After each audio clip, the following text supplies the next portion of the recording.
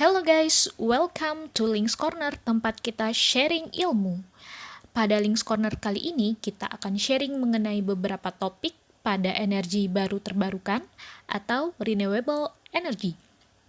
Nah, beberapa topik ini akan Links Corner rangkum ke beberapa part video dalam review energi baru terbarukan.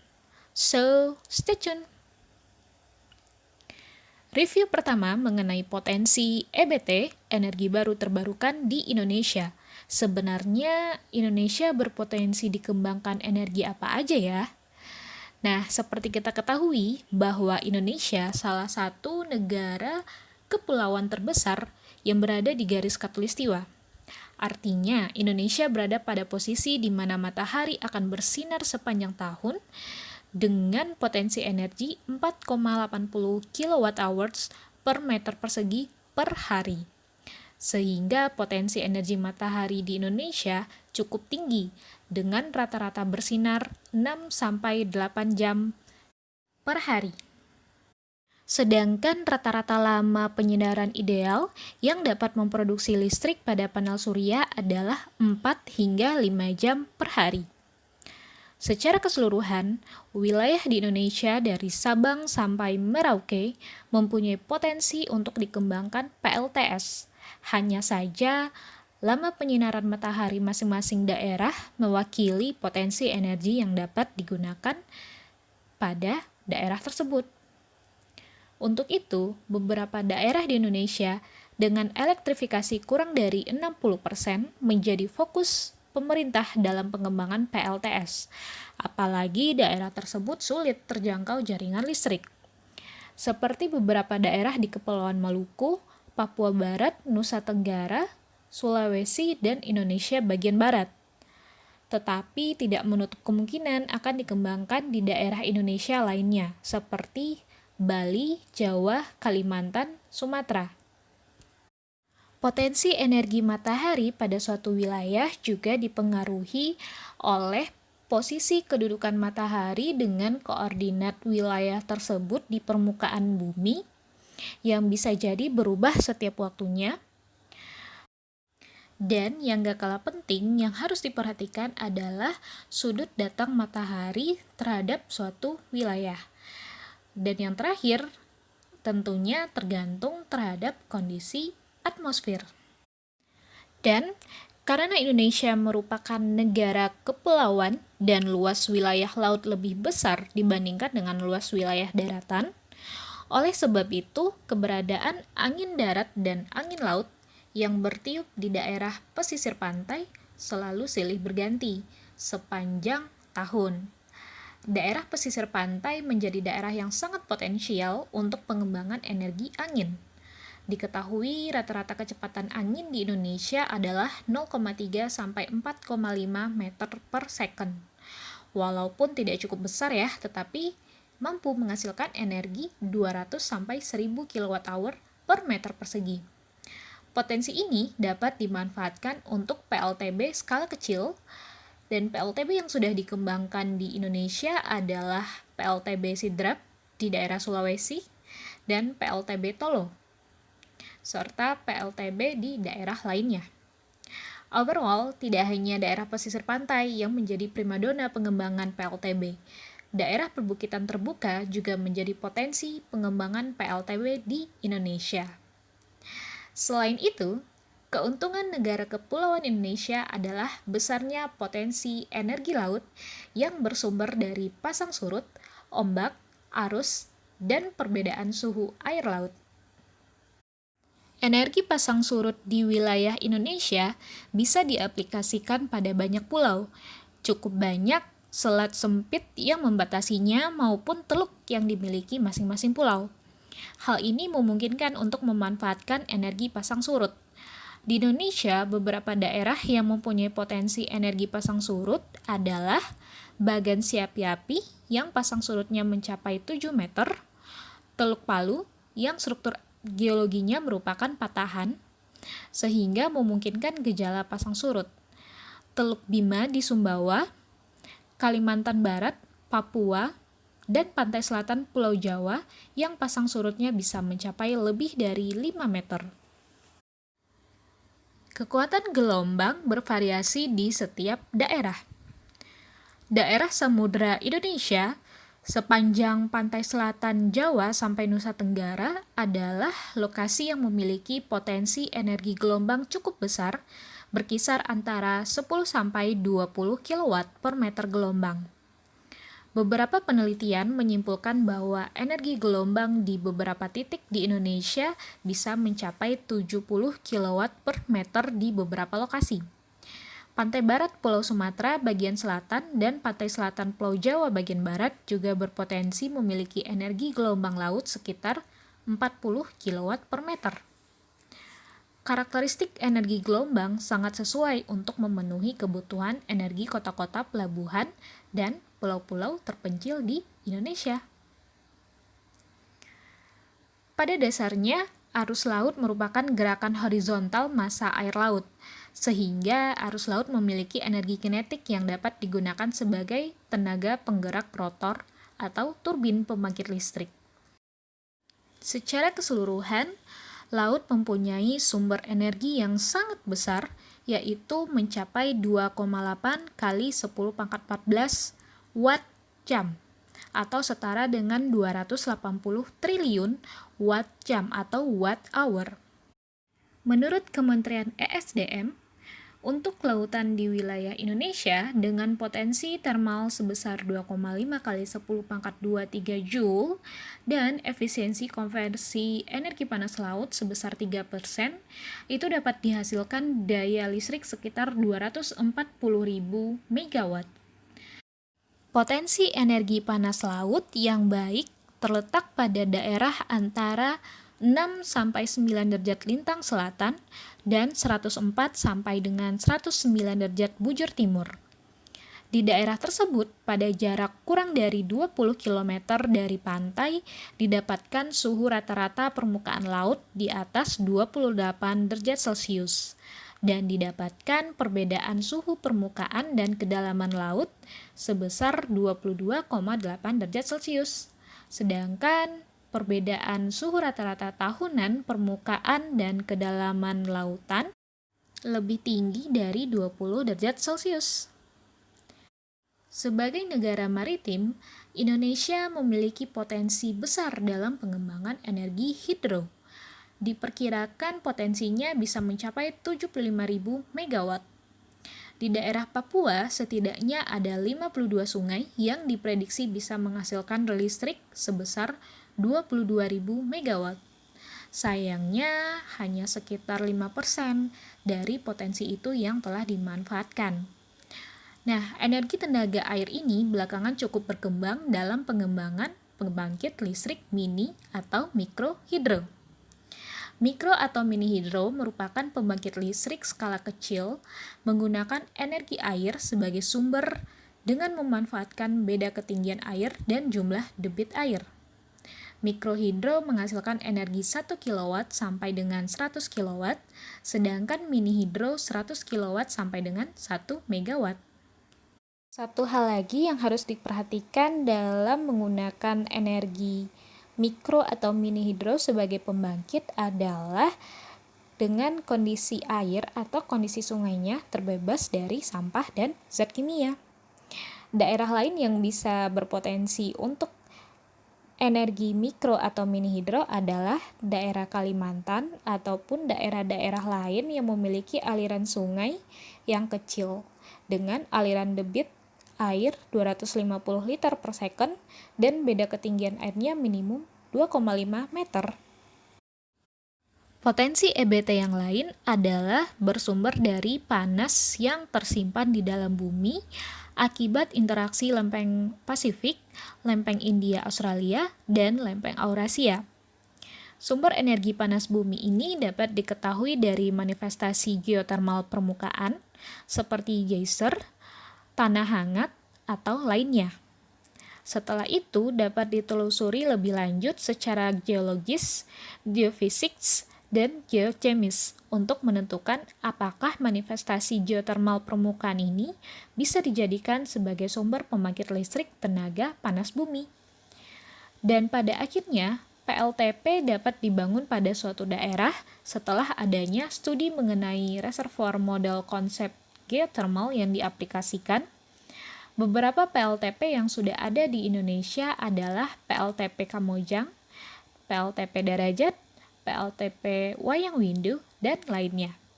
Masih banyak daerah manifestasi yang belum dikembangkan di Indonesia. Oke, kita lanjutkan ke review yang berikutnya. Jika pada suatu daerah belum dikembangkannya energi baru terbarukan, langkah apa saja yang bisa kita lakukan untuk mengawali pengembangan energi baru terbarukan pada daerah tersebut? Nah, hal yang paling penting dan harus kita pahami adalah dengan mempelajari sumber daya alam yang ada pada daerah tersebut. Nah, tentunya yang pertama, untuk daerah pesisir pantai atau daerah perbukitan yang terbuka dengan kecepatan angin besar dari 3 meter per second, itu bisa dikembangkan pembangkit listrik tenaga bayu atau tenaga angin. Selanjutnya, untuk daerah yang berbatasan dengan laut, dengan gelombang tinggi atau perbedaan pasang surut yang relatif untuk ocean power, serta mungkin di daerah selat atau penteluk, itu kita bisa kembangkan ocean power atau pembangkit listrik tenaga ombak, pembangkit listrik tenaga pasang surut atau pembangkit listrik tenaga arus laut, serta satu lagi pembangkit listrik tenaga perbedaan suhu air laut. Nah, selanjutnya ketika daerah tersebut memiliki sungai dengan kecepatan debitnya minimum 250 liter per second atau ketinggian heatnya 2 meter atau lebih, kita bisa mengembangkan pembangkit listrik tenaga mikro atau mini hidro. Ketika daerah tersebut berada pada jalur gunung api dan memiliki manifestasi geothermal permukaan, mungkin ketika dipelajari lebih lanjut bisa dikembangkan pembangkit listrik tenaga panas bumi. Serta apabila di daerah perkotaan dengan pengolahan sampah yang minim, mungkin bisa dikembangkan pembangkit listrik tenaga biomas.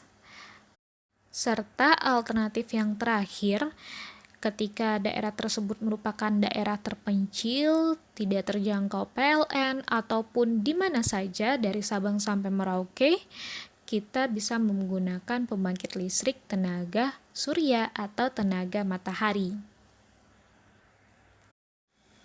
Beralih ke materi berikutnya tentang mengapa pengembangan PLTN di seluruh dunia itu biasanya mengacu kepada negara Amerika Serikat. Nah, beberapa faktor mungkin bisa sebagai acuan kenapa negara di seluruh dunia mengacu kepada Amerika Serikat mengenai PLTN. Nah, menurut worldnuclear.org, negara Amerika Serikat merupakan produsen energi nuklir terbesar di dunia. Sampai dengan Mei 2020, Amerika Serikat memiliki 98 pembangkit nuklir aktif yang tersebar di 30 negara bagian. Pada tahun 2010, Presiden Amerika Serikat saat itu, Presiden Barack Obama, mendeklarasikan konferensi tingkat tinggi keamanan nuklir yang pertama di Washington DC, diikuti oleh KTT nuklir kedua di Korea Selatan pada tahun 2012. Hal ini dapat dilihat besarnya keseriusan Amerika Serikat dalam kelangsungan pengembangan nuklir di dunia, serta banyak faktor lainnya yang mengacu kepada worldnuclear.org. Masih dalam topik energi nuklir, sebenarnya apa saja sih syarat-syarat yang dibutuhkan oleh Indonesia untuk mengembangkan energi nuklir? Nah, sesuai standar yang dipublikasikan oleh International Atomic Energy Agency, untuk negara-negara yang akan mengembangkan energi nuklir, ada dua jenis requirements, yaitu General Safety Requirements dan Specific Safety Requirements, yang menjelaskan secara teknis syarat-syarat yang harus dipenuhi suatu daerah atau negara yang akan mengembangkan energi nuklir. Dijelaskan dalam beberapa poin. Yang pertama adalah tentang keamanan dalam instalasi nuklir itu sendiri. Yang kedua, safety untuk pembangkit nuklir pada saat commissioning dan operasional. Yang ketiga, safety untuk reaktor-reaktor nuklir. Yang keempat, safety untuk limbah radioaktif dan transportasi material nuklir. Secara general, syarat yang harus dipenuhi adalah pembangkit tidak terletak pada daerah yang sering terjadi bencana atau daerah rawan bencana. Selanjutnya, adanya persetujuan masyarakat sekitar dalam radius tertentu yang kemungkinan terdampak oleh limbah radioaktif. Serta yang terakhir tentunya dukungan dan komitmen penuh pemerintah dalam menjalankan specific requirements dari International Atomic Energy Agency.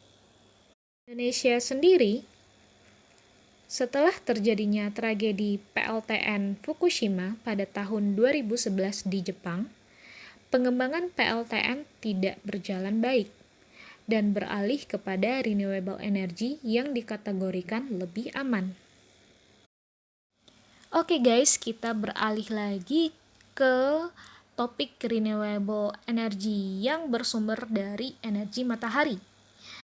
Jadi, apakah sinar UVA atau UVB mempengaruhi kinerja panel surya? Nah, untuk menjawab pertanyaan ini, tentunya kita harus paham dulu kinerja panel surya itu sendiri, yang tentunya dia menerapkan prinsip kerja efek fotolistrik. Panel surya tentunya akan mengabsorb cahaya matahari dan mengkonversinya ke dalam bentuk energi listrik, di mana cahaya matahari yang diabsorb oleh panel surya berupa energi foton. Cahaya matahari yang sampai ke bumi berupa gelombang elektromagnetik yang terdiri dari beberapa jenis gelombang dengan panjang gelombang yang tentunya berbeda. Panel surya itu sendiri memiliki standar air mass 1,5 dengan 1000 watt per meter persegi solar irradiance. Dan panjang gelombang yang bisa dikonversi oleh silicon solar cell mostly berada pada rentangan cahaya tampak, yaitu sekitar panjang gelombang 400 nanometer sampai dengan 800 nanometer. Sedangkan UVA dan UVB memiliki panjang gelombang yang lebih pendek, yaitu 280 sampai 400 nanometer. Sehingga jelas ya, tidak begitu mempengaruhi kinerja panel surya karena foton yang diabsorb itu mostly berada pada rentangan panjang gelombang 400 sampai 800 nanometer, yaitu pada panjang gelombang cahaya tampak. Beralih lagi ke review yang berikutnya, mengapa lumpur panas lapindo tidak bisa dijadikan sebagai energi panas bumi atau energi uap? Oke, lumpur panas lapindo atau lumpur lapindo terjadi akibat adanya tekanan formasi dari dalam bumi sehingga terbentuknya endapan dan menumpuk membentuk lapisan. Lama-kelamaan, lapisan yang mengendap ini memiliki tekanan yang lebih besar dengan sekitar. Ketika proses pengeboran pada daerah tersebut, akibat adanya beda tekanan lapisan dalam dengan udara luar, serta tekanan formasi ini juga tidak terkontrol, maka terjadilah semburan atau blowout. Sejatinya pada kasus lumpur lapindo sudah terjadi underground blowout, di mana formasi batuan sudah membentuk channel-channel yang berakibat tekanan formasi ini sudah meluap di titik lainnya. Akibatnya, panas yang ditimbulkan oleh semburan lumpur lapindo tidak terkontrol. Inilah salah satu alasan utama mengapa lumpur lapindo ini tidak bisa dijadikan sebagai sumber energi panas bumi atau energi uap karena adanya ketidakstabilan temperatur yang tidak bisa dikontrol. Nah, kalaupun diterapkan teknologi mutakhir untuk mengatasi permasalahan ini, Pertimbangan lainnya yang tidak kalah penting adalah masalah safety lingkungan, di mana lingkungan ini sudah tercemar dengan mineral berbahaya dan untuk konstruksi pembangkit sulit untuk diaplikasikan karena merupakan daerah bencana. And finally, sekian dulu sharing session pada Links Corner di part ini. Video selanjutnya akan dilanjutkan review energi baru terbarukan dengan topik wind energy pada video part 2. See you!